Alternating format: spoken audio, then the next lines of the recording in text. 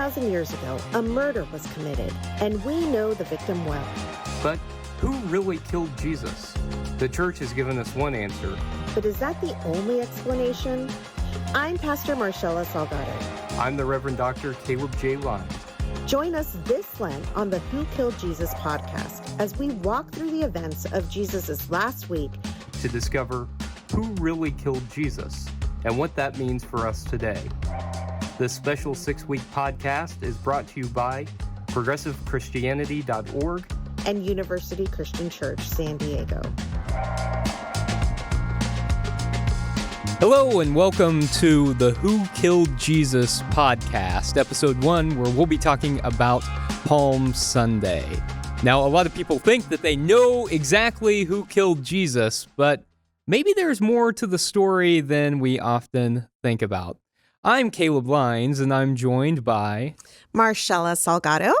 And today we will be talking about Palm Sunday and who might have killed Jesus. But we need to start with a list of suspects. Now, a lot of people have suspects in mind, but we put this out on social media, and we found that there were a lot of suspects, maybe more than we would have imagined. Exactly. So who's up first, Marshela? Up first, we have the Roman Empire.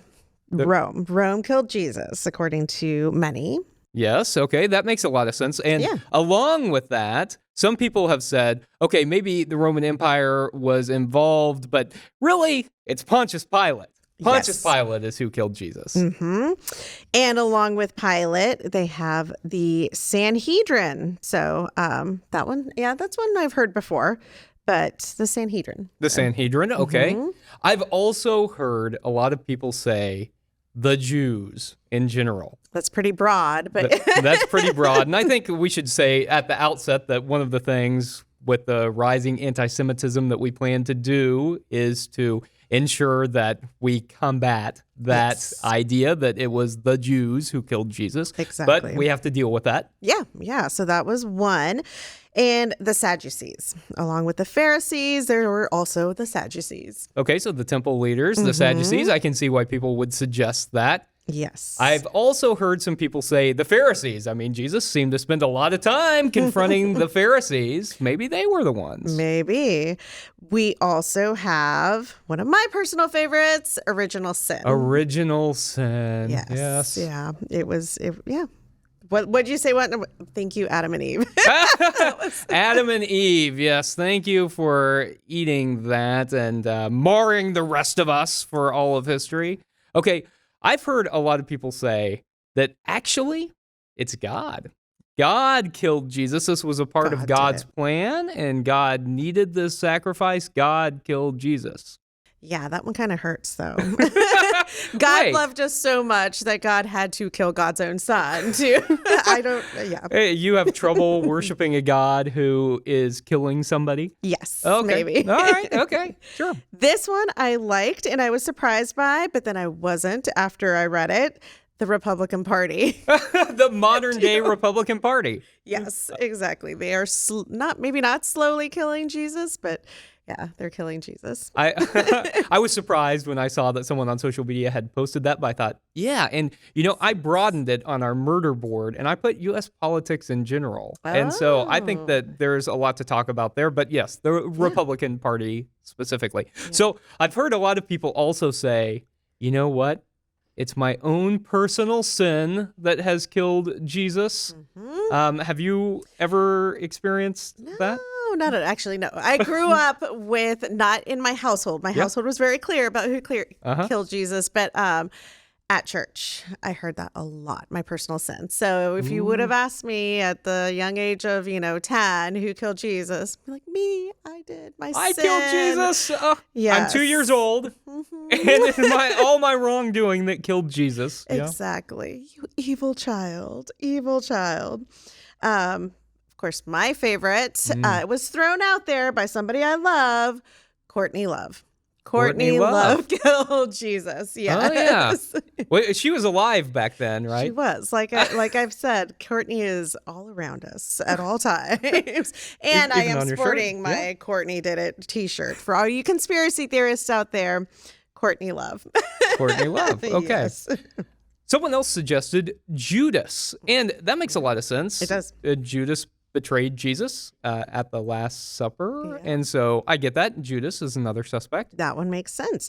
We also have greed. Greed killed Jesus. Okay, yeah. I think that one would make sense too, actually, when you especially tied in with Judas and other storylines there. Sure, that makes sense. And the disciples didn't seem to get what Jesus was talking about a whole lot, and they seemed complicit. They weren't there, most of them, at the foot of the cross. It was only his women followers who ended up being there, so that makes sense, the disciples. Yeah.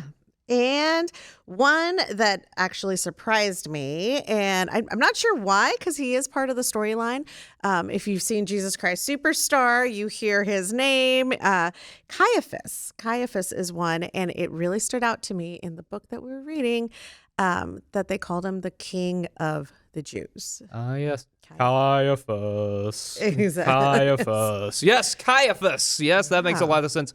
And the Roman emperor is our final suspect. The Roman emperor Tiberius, who was emperor when Jesus was crucified.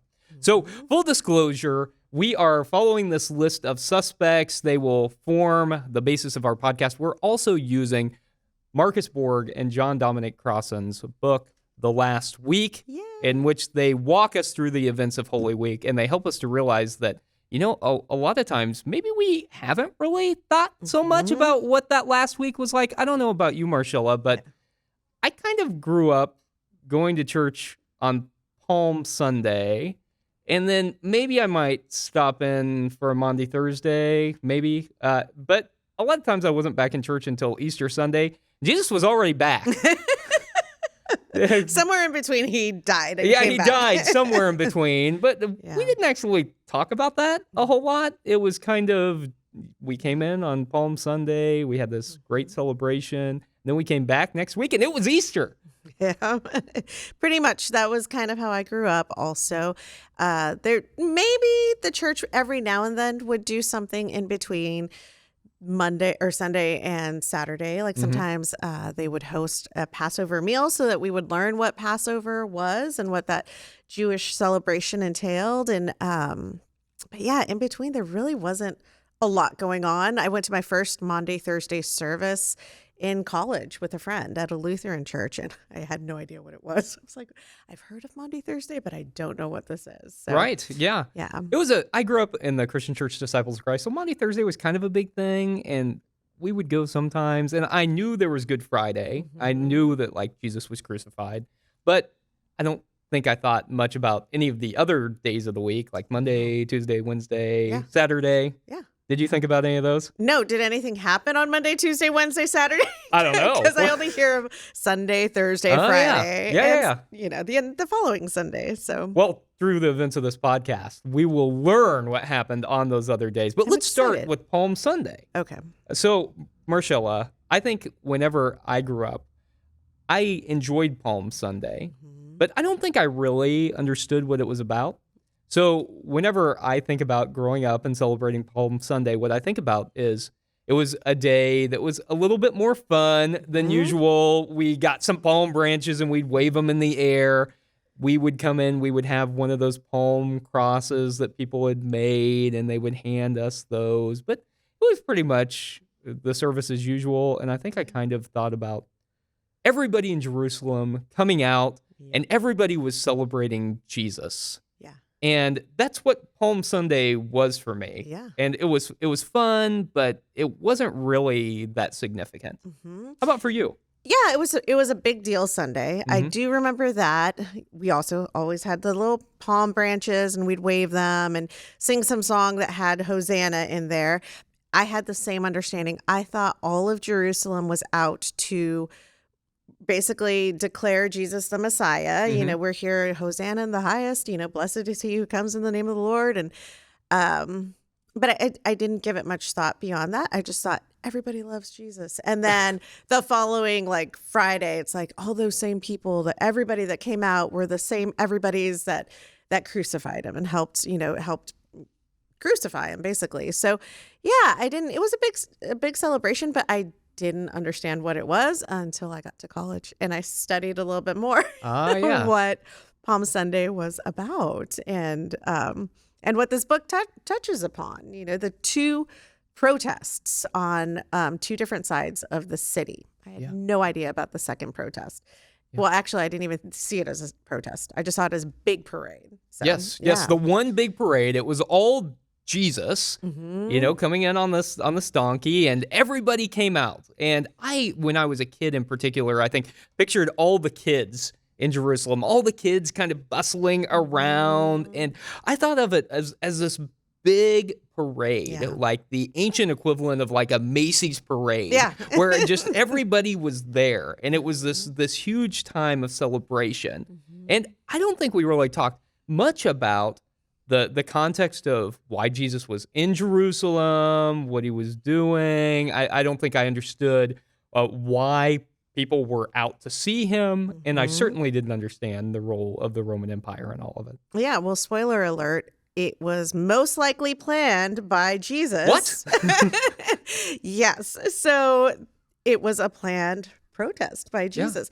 And I was shocked that to find out when I was in college, and then again, just every time we go back to the story, that not all of Jerusalem was out to celebrate Jesus. It was only, a few people. Well, not a few, but let's just say the more powerful people were not there. the more powerful people weren't there. So Jesus was this traveling rabbi who was living in this countryside and depending on other people, and it was mostly his people who were there, who showed up on Palm Sunday to celebrate him. Yeah. And you're right. I don't think that's something that we thought about much at all. Nope, not at all. So can you tell us a little bit about what's happening on the other side of the city and the other protest, or the other parade and celebration that was happening? Yeah, I will. But, Marshela, I think one of the things that I love most about Palm Sunday these days is the way we celebrate it here at University Christian Church. Yes. That we celebrate it as a Palms and Parasols New Orleans second line parade. I love it. And the reason we do that is because we recognize that it's like a funeral march, right? And in New Orleans, they parade for funerals. And so we join the funeral march. And so I think key to understanding what's happening on Palm Sunday is recognizing that the parade that Jesus was participating in was really a funeral march. So are you saying that he knew that he was going in to be executed, or? I think it was increasingly clear to him and his followers that the week wasn't going to end well. And I think it's because of why he was there on Palm Sunday. So let's take just a quick break and let's come back and we'll talk about what really happened on Palm Sunday.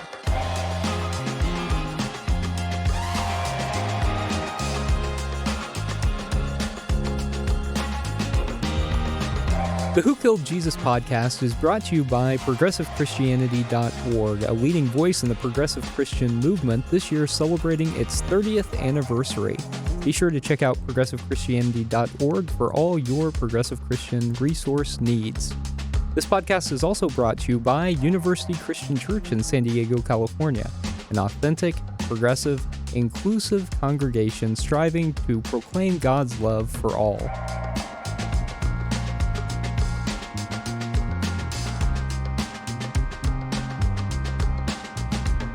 Welcome back to the Who Killed Jesus podcast, where we're talking about Palm Sunday and how it led to Jesus' death. So Palm Sunday wasn't just this big festive parade, right? As you mentioned, Marshela, it's a planned political protest. Because, yes, Jesus was coming in on one side of town, on the east side of town, but on the west side of town, something else was happening. Who was coming in on that side of town? We have our friend Pontius Pilate. Pontius Pilate on our suspect board. Yes. And again, something I didn't learn growing up, but he didn't live there. He actually didn't live there, but he was there and strategically was placed there and would come in during all the major Jewish celebrations. Yeah. So can you explain a little bit more about that, Caleb? You do it so well. So Pontius Pilate lived in Caesarea Maritima, right? I remember that all the time. Oh, I know. It's something that a lot of people know about. Only you. Caesarea Maritima, and he was the Roman appointed governor, and so he would come in on all of the holidays. But it was particularly important during this one because Jesus wasn't in Jerusalem just like for fun on Palm Sunday. He was there because it was time for Passover. And Passover was one of these pilgrimage festivals, right? There are 3 pilgrimage festivals. This is one of them where you have to go into Jerusalem. And so Jesus is there, and Pontius Pilate is coming in because remember what Passover is all about? Yes, it is a big deal celebration, possibly one of the biggest, and it is about liberating God's people. Oh, yeah, that's right. During Passover, they remember that God freed the ancient Israelites from another empire, the Egyptian one, and from the Pharaoh. And so Rome cared about keeping the order during all these festivals, but they really cared about keeping the order on Passover because as the Jews were remembering that God had liberated them from Egypt, they didn't want people to get confused and think that God might be liberating them from the Roman Empire. Right. Or if ever there were a time to host a rebellion and start something, Passover might be a good one. Passover might be a good time. Don't give people ideas. So the Roman governor would always come into Jerusalem, and they didn't come in quietly. Rome didn't do anything quietly. I've seen the movies. You've seen the movies, you know. And so they wanted everyone to know that they were there. And so Pilate comes in on the west side of town, and he comes in with this great display of Roman force. He's not riding a donkey, because on the other side of town, Jesus is like on a borrowed donkey. Right? And he's got these peasant followers who had followed him from the countryside, had come into Jerusalem for the Passover. They don't have much. They grab the cloaks off their back. They grab the palm branches. They have this kind of makeshift parade. But we've got this guy, this traveling rabbi, riding in on a borrowed donkey. On the other side of town, we get Pilate on war horses with chariots. Like a legion of Roman soldiers, hundreds of Roman soldiers. So this is like the Macy's Thanksgiving Day parade. This is the one that's like the Macy's parade with like a lot of violence because they had swords and they had spears, but they had drums, they had flags, the Roman flags. They had all these poles with these golden Roman eagles that kind of glistened in the sunlight. And so can you imagine this parade? This is the one you would have wanted to see, right? Oh, yeah. No, if I were a kid, I'd want to see all the glistening, happy, big deal, huge parade, not, kind of a rinky-dink makeshift. Somebody coming in on a donkey. A donkey's not even that big. I mean, they're really... And they stink, and they're stubborn. Who would want to be on that ass of an animal? Exactly. You want the horse. You want the chariots. Yeah. You want the show. Yeah. And Rome gave you the show. Pontius Pilate gave you the show. But it was also kind of terrifying because it wasn't just something that was fun to watch. It was something that reminded you who was in charge. Right. And who was in charge wasn't you. Right. Particularly if you were someone who lived in Judea, or particularly if you were a first century Jew, you were not in charge. Right. It was Rome who was in charge. And Pontius Pilate was there to remind everybody what was happening. And so one of the things that I learned from revisiting some of this with some renewed enthusiasm was how Pontius Pilate was not the only Roman authority figure there, but Caiaphas. Yes. So I think, I couldn't remember exactly Caiaphas's role. Like I knew he was a Jewish leader, but I was particularly struck once again that he was appointed by Rome. And he was basically appointed as, Borg and Crossan say, as the king of the Jews. So he was there in a very strategic position to oversee and also just subdue the Jews and make sure that his people just were chill and didn't act out of line or, just behaved, basically. I didn't remember that. I definitely didn't learn that growing up. Right. Yeah. It's complicated, right? And the Romans were really smart about how they did this. They conquered people, and they let the local leaders stay in charge as long as they were willing to do what Rome wanted. Right. And the primary way that Rome had kind of a yardstick for who was going to do that was their wealth. The people who had the most to lose if they didn't cooperate with Rome. And so Herod the Great, who was the king of the Jews whenever Jesus was born, was a Roman colluder, right? He was relatively new to Judaism even, but he was wealthy and he wanted to hang on to that wealth. And so he did a lot of projects to help people, but he was also incredibly ruthless. Right. And so Caiaphas kind of took on that role after some time after Herod had died, and he was really skilled because I would imagine that would be a really tough role to be in, right? You've got to balance, like advocating for your people, or at least maybe making sure they don't rebel, and also ensuring that you're not falling out of favor with Rome because they'll kill you. Yeah.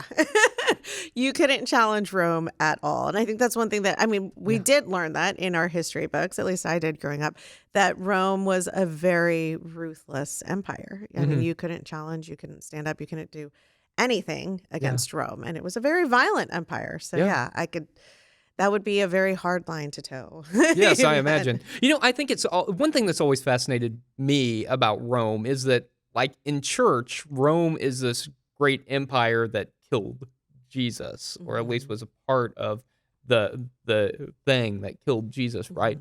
And then in school, we talk about how Rome is this great model of democracy. And the pillar of Western civilization. And so that's something that's always kind of stood at odds in my mind is that. And I think one thing that helps me kind of clarify this distinction is the Pax Romani.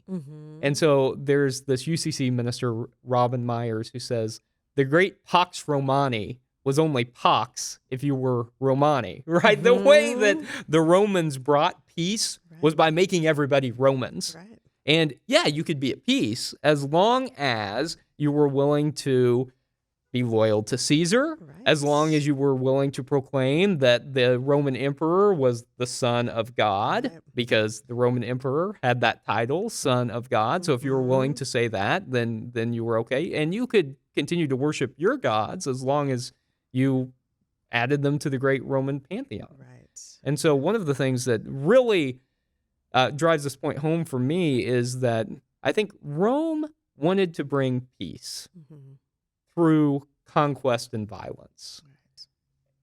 It was through conquering people and making them Romans that they brought peace. But whenever Jesus talks about peace, he's not talking about peace that comes through violence. Right. He's talking about peace that's established through the presence of justice. Yeah. And for me, that makes a big difference and helps me understand this Roman Empire and why Pontius Pilate would have been coming into Jerusalem on Palm Sunday to bring this imposed faux peace to the people where they can kind of celebrate their culture. They can kind of be who they are as long as they're ultimately loyal to the Roman emperor. Loyal to the emperor, declaring him the Son of God. So Jesus would be challenging because on the other side of town, you have somebody who has, constantly, spoken up against Rome and exactly what you said, challenging them by stating that you do this by peace, love, and justice, and not by violence. And that the fact that people were asking him, if he was the Son of God. Like, Jesus, are you the Son of God? Are you, and that right there is enough for anybody to get killed, because I mean, there was one Son of God, and that was the emperor. That was the Roman emperor. So if Jesus's disciples are saying he's the Son of God, that means that the emperor isn't. He wouldn't be the Son of God. Right. Yeah. And so that was a political statement to say that, no, you're the Son of God. So the other title that Jesus's disciples often gave to him was Son of Man, the Messiah, right? Son of Man is a messianic title. A lot of people misunderstand that. They said, oh, he's human. But Son of Man was a messianic title. And the Messiah was supposed to be not just someone who would be like this really cool dude who'd, bring peace, change the way we think about things. No, the Messiah was supposed to be a warrior king who was going to overthrow the powers that be, in this case, the Roman Empire, and establish a kingdom for the Jewish people. And whenever his followers are saying, you're the Son of Man, you're the Messiah, what they were claiming was that he was going to overthrow the Romans. And you can see how, that might not be a great stance to take against a powerful empire. Right? Yeah, I could totally see that. And I could see Jesus, a rabbi, somebody very well versed in his tradition and the scriptures, using those verses, those prophetic verses, to help carry this cause and these ideas that he held about justice and love and overthrowing an empire like Rome. Yeah, I mean, he's a very well-educated human. I think that the other thing about this is that whenever we're talking about him establishing a kingdom, that we recognize, I think now, that he wasn't talking about an actual earthly kingdom in the way that his followers probably thought he was, and certainly Rome probably thought he was. Right. That he was talking about the kingdom of God, the reign of God, and he was talking about like this vision that he had for the future where people were committed to a certain set of values. Love, compassion, kindness, and justice, which brings about peace. And it seems that he was saying that when you're committed to these values, then you transform the world in which you live. You create the reign of God. But whenever he was saying that, he was saying, okay, and you've got to be loyal to the reign of God, to the kingdom of God first, and you've also got to be loyal to God first. So that means that you're, in turn, not loyal to the Roman emperor, and you're, in turn, not loyal to the Roman Empire. Yeah. And so you can see how that kind of dichotomy really sets the stage for Holy Week. And you can see it clearest, I think, on Palm Sunday. Right. For the two different parades. You've got clear. The earthly kingdom, the Roman Empire, and its representative, Pontius Pilate, the show of force, the show of victory through conquest. And on the other side of town, you've got this poor Middle Eastern Jewish peasant, this wandering rabbi who's borrowed a donkey, and surrounded by peasants. Peasant followers who have palm branches and who have their cloaks, and they're waving them in the air. And they're saying, you know what? We don't want to be a part of the show of force. We want to be a part of a movement for justice and peace. Yeah. And that's what Palm Sunday is ultimately about, right? Yeah. At least as I understand it now. I think I misunderstood it for a large portion of my life when I thought that it's this big celebratory time as everybody in Jerusalem comes out to see Jesus. No, actually, it's subversive. Yeah, very subversive. And it was staged. It was something that Jesus intentionally did. And as you stated earlier, he likely knew what he was walking into when he walked into Jerusalem that week. Yeah. He knew what he was walking into, and maybe his followers, maybe they did, maybe they didn't, but it had to become clear as you're staging a protest against the most powerful empire on earth, that things probably are not going to go your way. I mean, they didn't have, they had palm branches. Right. Pilate had hundreds of soldiers with swords and spears. Yeah. You knew what was going to happen, I think. And I appreciate the reminder, too, I think, that the cross really was a tool for execution, but only for one purpose. Yes. Yeah. This is, when we look at this and we study this, it changes the narrative that the cross was only used to execute those who stood up against Rome. Mm-hmm. That's right. And so it had a singular purpose. Mm-hmm. It wasn't just like, oh, you stole something. Right. You're going to get the cross. Right. No, it was because you stood in opposition to the Roman Empire. Yeah. So I think today we've talked about what Palm Sunday was really about and how that set the course for Holy Week, and also got some real suspects on who probably was involved in Jesus's murder. Number one on my list right now is Caiaphas. I'm a little... Oh, I thought you were going to say Courtney Love. Her too. It's Courtney Love. Caiaphas. Yes, Caiaphas. So we talked about him a little bit today, but we'll talk about him more as we move later in the week. Mm-hmm. And we talked about Pilate. Pontius Pilate. Yeah. And the Roman Empire. Mm-hmm. And the Roman emperor. Right. And so there were a lot of people who had motive to really be involved in Jesus's murder. Yeah. So that concludes today's podcast as we talk about Palm Sunday. Next week, we'll move into Holy Monday, which I think is something that we don't often talk a lot about. I didn't know there was a Holy Monday. I thought it was Sunday to Thursday. Sunday to Thursday, or happened Sunday on to Sunday.